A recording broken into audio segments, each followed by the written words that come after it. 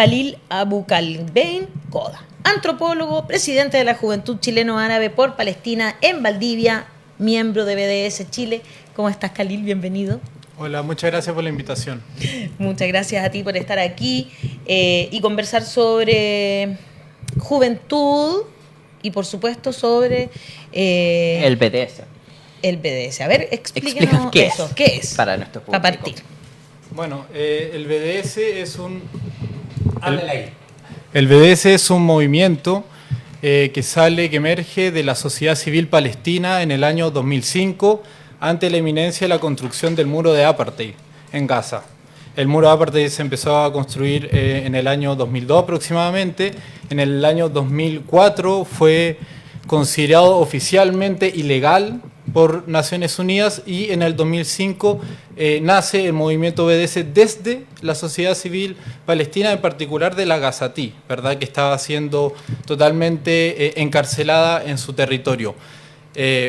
Para este nacimiento se juntaron más de 170 organizaciones de la sociedad civil palestina, organizaciones de refugiados, ¿verdad? Juntas vecinales, de mujeres, sindicatos, etcétera, estableciendo como objetivo generar mecanismos para presionar de manera no violenta a Israel a que cumpla con el derecho internacional y con los derechos humanos. Nada más que eso. Claro. No es que estaba pidiendo la disolución del Estado de Israel ni nada por el estilo, sino que cumpla el derecho internacional y los derechos humanos. El BDS como movimiento se plantea 3 objetivos específicos, muy concretos, muy claros, que están orientados a los derechos humanos y al derecho internacional, y una vez que estos 3 objetivos se cumplan, se da por finalizada la campaña. Inmediatamente, con una cláusula que se pone. Los 3 objetivos son el desmantelamiento inmediato y completo del muro de Apartheid, que ya vamos a estar hablando de lo que significa ese muro, que es un sistema de segregación racial, ¿verdad? Ese primer objetivo también está emparejado con el fin del Apartheid como sistema político. Israel tiene un sistema político de segregación en prejuicio de la sociedad civil palestina, y como segundo objetivo tiene el fin de la ocupación militar territorial ilegal, ¿verdad? De los territorios ocupados por Palestina, territorios que todas las organizaciones de derechos humanos y la misma ONU, a partir de muchísimas resoluciones, han determinado que son técnicamente territorios ocupados, ilegales, ¿verdad? Y el tercer objetivo, que se respete el derecho al retorno de los refugiados, que son 3 temas, ¿verdad?, que son muy densos. Por ejemplo, el tema de los refugiados, la población palestina, cuando nace el Estado de Israel en el año 48, es expulsado cerca de 700.000 personas de Palestina, generándose una diáspora, una de las diásporas más grandes de un pueblo, ¿verdad?, en el mundo, y que hasta el presente han habido distintos procesos de desplazamiento forzado como lo que estamos viviendo hoy en día. Hay una cuestión muy simbólica de que los palestinos, cuando abandonaron su tierra en el 48, como hasta el presente, se llevaron la llave de su casa pensando de que iban a volver en algún momento. Esa llave se ha convertido en un símbolo de resistencia y memoria de la causa palestina, y hoy en día Israel, como un montón de cuestiones, niega el derecho al retorno. Para decirle algo, hay 2 organizaciones de refugiados en el mundo, ¿Ya? ¿verdad? Está la OCDE y la UNRWA. La OCDE es la refugiados en el mundo para personas en el mundo en general, Claro. Y la UNRWA es solo para palestinos. Perfecto. De más de 7 millones de refugiados. Wow.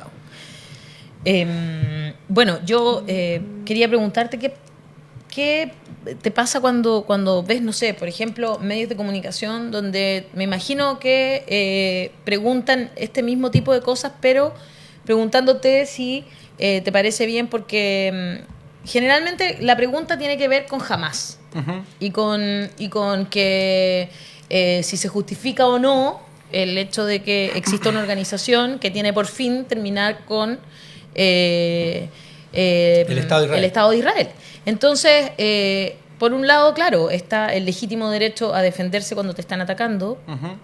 pero por otro lado también generalmente como que se unen estos dos objetivos. Tú hablas de objetivos que son que deberían ser un mínimo común civilizatorio para cualquier persona, digamos, que es efectivamente ¿no es cierto? Que se cumplan los tratados internacionales de derechos humanos. Pero por otro lado, los ataques desde Palestina hacia Israel, como el último de Hamás, ¿no es cierto? Como que, ¿qué es lo que piensas tú sobre cuando suceden ese tipo de cosas? Se utilizan como justificación en el... Claro, no, sí. De hecho, lo hemos visto mucho en los medios de comunicación. Yo creo que partir desde ese punto es partir desde el lugar equivocado. Perfecto. ¿Verdad? Porque partir equiparando a Hamas con lo que hace Israel como si fuese una guerra, de hecho técnicamente está mal dicho el término Hablan de guerra, claro, por eso yo trato de no usar la palabra según guerra. la tradición filosófica y jurídica, y ustedes lo saben mejor que yo, una guerra es una confrontación entre dos países Estados, con ejércitos organizados. Hamas no es un ejército organizado de parte de la Autoridad Nacional Palestina, es un grupo de resistencia armada que, esto es muy importante, Hamas nace en Gaza, que Gaza es un territorio ocupado, que está encarcelado por este muro de segregación, que es el territorio más densamente poblado del mundo, con más de 2 millones de personas viviendo en un área bastante pequeña, que, digamos, está sometido a crímenes de lesa humanidad, crímenes de guerra, crímenes de apartheid, sin que Israel tenga que disparar una bala, ¿verdad? Y eso que dispara y mucho. O sea, permanentemente la población gazatí es víctima del terrorismo. Y según el derecho internacional, todo pueblo que esté bajo una ocupación ilegal no solo tiene el derecho, sino que el deber de rebelarse agotando todos los medios posibles, y esto incluye la vía armada. Ahora, por supuesto que nosotros lamentamos la muerte de civiles inocentes y de todas las violaciones que se genera, digamos, del otro lado, pero partir equiparando a Hamas con Israel es partir de la tesis equivocada. De hecho, la causa de toda esta escalada de violencia siempre ha sido responsabilidad absoluta de Israel. Israel es responsable tanto de las muertes de los palestinos como hasta la muerte de los propios israelíes.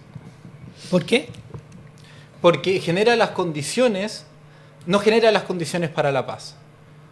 Siendo el país, siendo el Estado versus el pueblo que está al otro lado, que no es país, digamos. No claro, es el Estado. Claro. Es la potencia ocupante que ha cerrado todos los caminos para la paz y ha truncado, ha frustrado permanentemente la proyección y la creación de un Estado palestino independiente y soberano.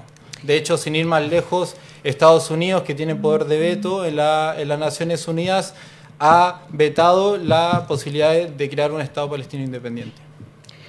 Que está en la resolución del 48, ¿eh? Exacto. Sí. La dificultad con lo que dices es que jamás tiene derecho a defenderse en términos jurídicos, porque un territorio ocupado por otro país, está bien, pero el derecho a defenderse no es el derecho de torturar. No, claro. El derecho a defenderse no es el derecho de matar niños. Ni secuestrar. Ni secuestrar. Entonces hay un problema donde justamente los movimientos de resistencia igual tienen límites que no están siendo respetados. No, por supuesto. Entonces, se puede hacer una condena a Hamas de la misma forma que se puede hacer una condena al ejército de Israel por la violación de derechos humanos, por no limitarse a las reglas de guerra. Entonces, yo creo que en eso, ponerse al mismo lado el terrorismo de Estado de Israel y el terrorismo de Hamas me parece una buena equiparación. Entonces, por eso, más allá de que es una guerra asimétrica, que guerra quizás no es el mejor término, se puede hacer una condena, creo yo, de términos similares. No sé si estabas en contra de eso. No, totalmente. O sea, como lo dije, o sea, lamento, condeno las violaciones a los derechos humanos que ha cometido Hamas, pero mi punto es que hay que partir de la base que es un movimiento de resistencia armada que está bajo un proceso de colonización y de ocupación militar hace muchísimo tiempo, y que esto es como una olla de presión que de repente explota, ¿verdad? Por ejemplo, yo vengo a hablar del BDS, y es decir, el 2005, ya desde el 2005, que la sociedad civil palestina decidió por una vía no violenta para poner fin al conflicto y para poder presionar políticamente a Israel para que desmantele todo el aparataje que genera una violación permanente y sistemática a los derechos humanos. Ya van demasiados años, no solo a partir de lo que es el BDS, sino que en procesos anteriores, en donde la sociedad civil palestina ha intentado a través de caminos de diálogo democráticos, llegar a una paz justa y verdadera, y ha sido truncado sistemáticamente por Israel. Ahora, por supuesto que las atrocidades que pueda eventualmente cometer Hamas u otro grupo no la compartimos, pero sí es un movimiento de resistencia armada.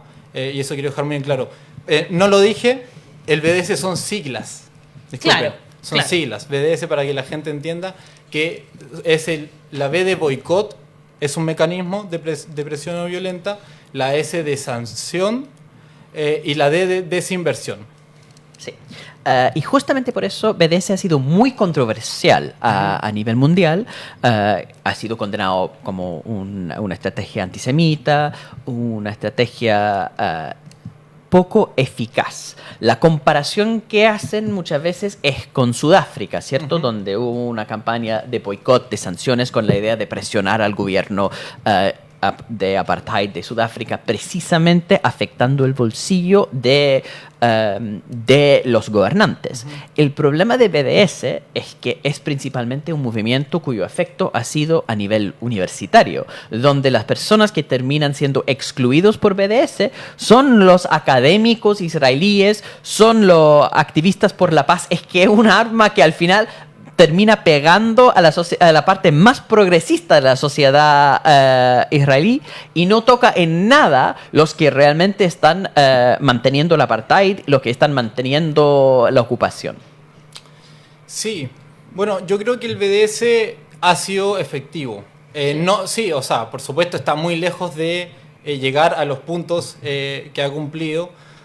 Por supuesto que tiene un área que es el boicot académico, pero no es con cualquier intelectual. De hecho, no. hay toda una serie de intelectuales israelíes de carácter revisionista, como Ilan Papé, ¿verdad?, que tiene el libro de la limpieza étnica, y tiene muchos libros de Palestina, que por supuesto el BDS no persigue ese tipo de intelectuales, sino que a quienes estén directamente involucrados en, digamos, el brazo intelectual de la inteligencia israelí, que está involucrado en cometer estos crímenes de lesa humanidad y de inteligencia en lo que es el territorio ocupado. Por ejemplo, una de las campañas que se plantea el BDS es la desincentivar las relaciones económicas militares entre los países.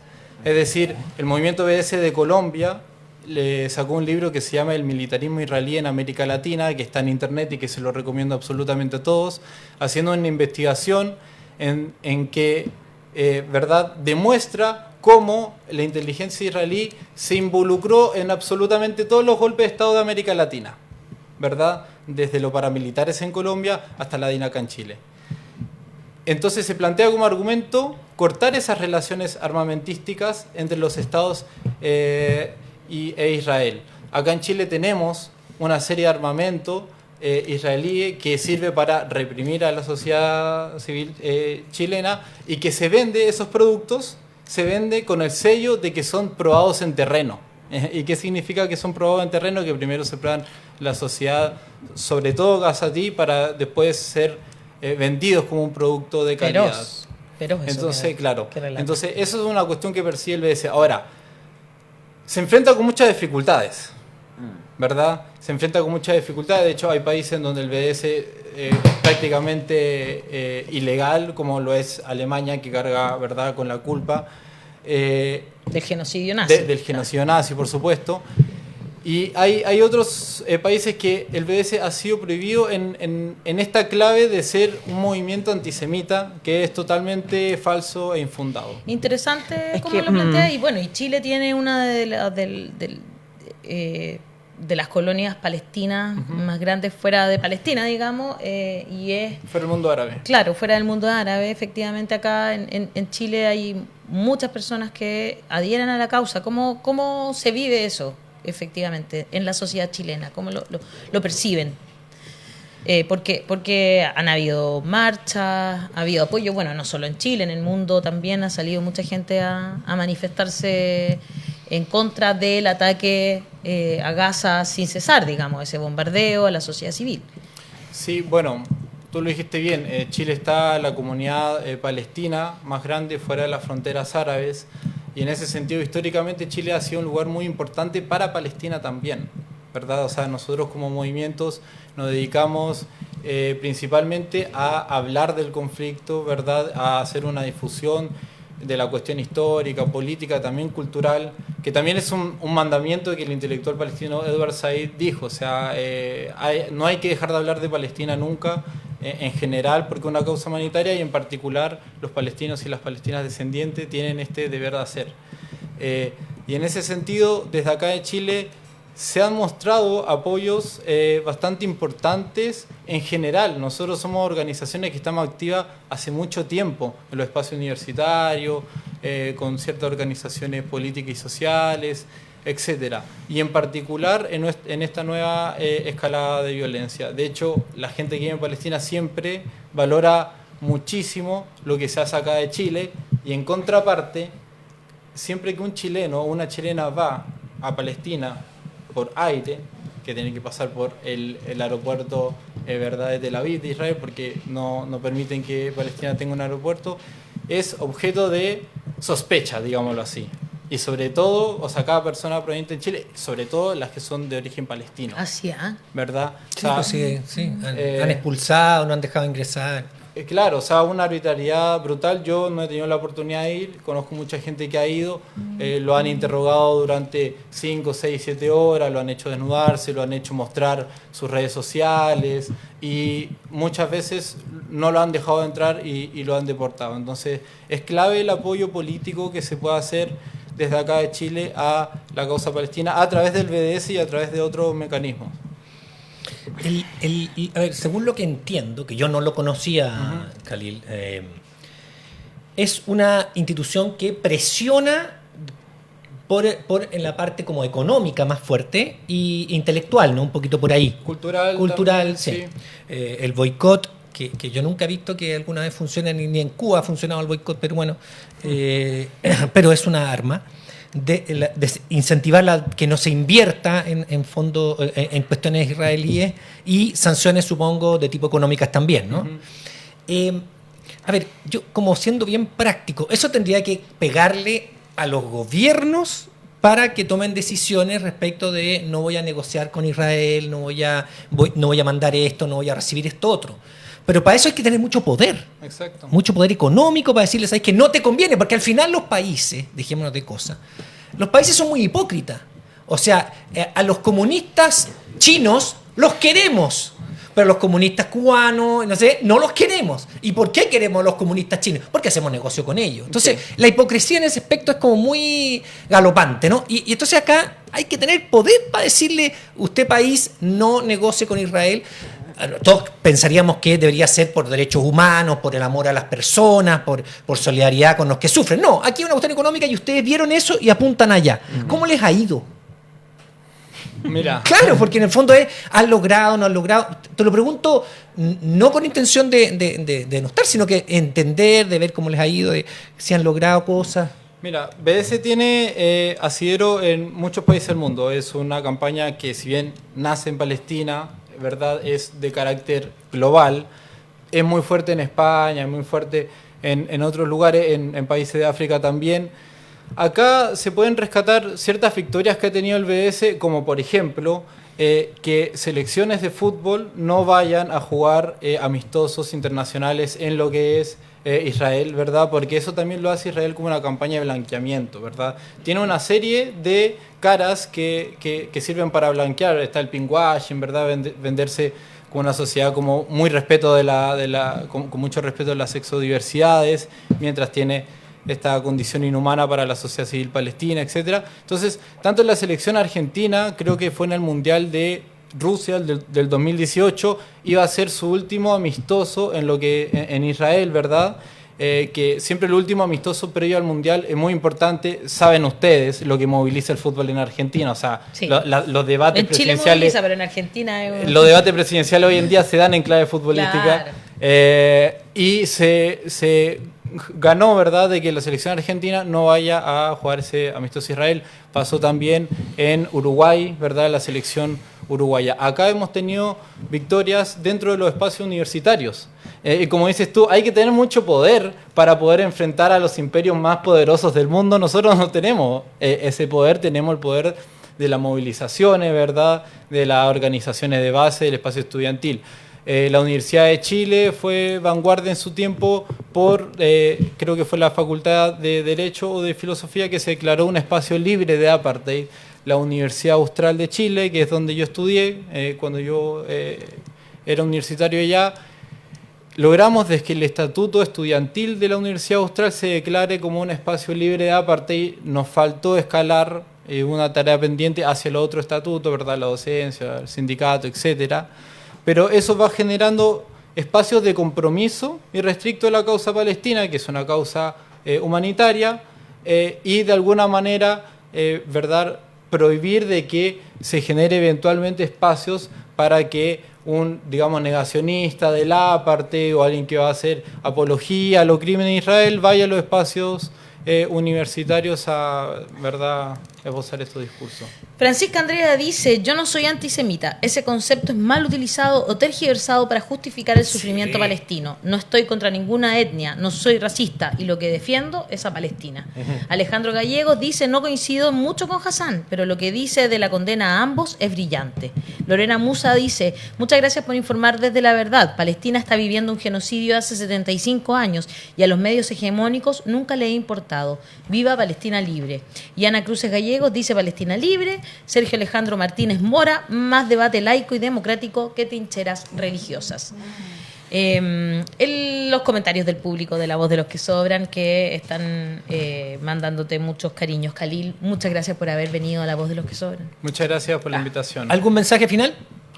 Sí, bueno, también comentarles que hace poco, hace unas 2 semanas, se creó una coordinadora por Palestina. Ese es el nombre, lo pueden buscar en las redes sociales, en particular en Instagram, que tiene como objetivo juntar a varias organizaciones sociales, juntas vecinales, sindicatos, etcétera, para, como lo dice el nombre, llevar acciones colectivas por la causa palestina. Bueno, este miércoles va a haber un concierto, ustedes lo saben, organizado por Anita Tijoux. Y el sábado 4 de noviembre nos estamos planteando como la coordinadora, ¿verdad?, una manifestación que va a empezar en el GAM y va a terminar en La Moneda, entregándole una carta al presidente con las... Es ese. Exacto, Ese sí. El que estaba a punto de ese. Muy bien, Exactamente. ese es. Chile Bueno, canta Palestina contra toda violencia. Este miércoles están los animadores, son Natalia Valdebenito y Daniel Alcaíno. Y hay un sinnúmero de grupos, incluyendo a Ana Coniu. Bonito eso. Aquí no veo mucho, así que no alcanzo a leer, pero eso. Está en mi Instagram si quieren verlo. Bueno, hablando de los artistas, hay muchos artistas que adhieren a la campaña BDS. De hecho, Roger Waters ha sido una persona que ha sido vanguardia en este tema y que eso sí constituye una gran victoria en términos culturales y musicales. Contarle brevemente... Muy importante, de hecho, está la Muy Mala importante. Rodríguez, No, y sí, está Iyapu, está, mucho hay mucho, por eso artista. quería leer un poco del cartel, porque está increíble. Anita Tijoux, históricamente apoyado, Tata Barahona, hay un sinnúmero Barahona también, claro. de artistas, Escape de España, Amigos de etcétera. esta casa. Sí, bueno. Escape que viene ahora, ¿no? Sí, contarles muy brevemente Amaleza. que la coordinadora se plantea 3 objetivos también, ¿verdad? Que es el cese al fuego y que se permita ingresar la ayuda humanitaria a Gaza, que es una cuestión muy delicada, ¿verdad? Como segundo punto, insta al gobierno a cortar relaciones diplomáticas con Israel. Y como tercer objetivo es el fin de la ocupación y del apartheid en Palestina. Así que, nada, invitarles a seguir las redes del BDS, de la coordinadora, difundir y, bueno, nunca dejar de hablar de Palestina, que es un pueblo que está siendo colonizado hace más de 75 años y esa es la clave que cómo hay que leer este conflicto. Muchas gracias, Khalil, que estés muy bien. Y ahí está entonces el cartel que está increíble. DJ Atenea también, Movimiento Original, Alex Banter, Pablo Chile, Bulgaria, Natiyu, Danza Playback, La Plaza de Pluma, Camilo Salinas, Jonas Sánchez, DJ Dazzle, Los Ramblers, Carmen Lienquileo, Dadalú, Vicente Cifuentes, Más que Música, Elizabeth Morris y José Cebes, el dúo Pajaritos, C-Funk, Mike Colley, Lalo Meneses. Tremendo cartel para esto que va a pasar el miércoles 25 de octubre en el Parque Padre Hurtado, se llama ahora, La Parque Reina. Intercomunal de la Reina también, sí. como es más conocido habitualmente.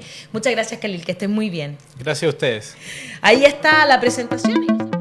Creemos en la democracia y en los derechos humanos.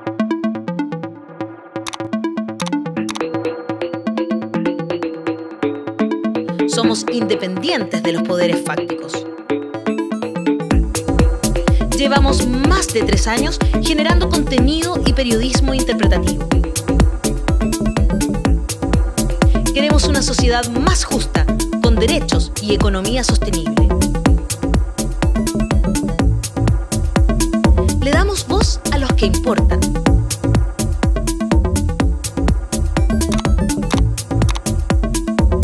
Hablamos de lo que nadie habla. Hazte parte de la comunidad de los que sobran ingresando a nuestro sitio www.lavozdelosquesobran.cl y participa del periodismo y la información independiente. Independiente de verdad.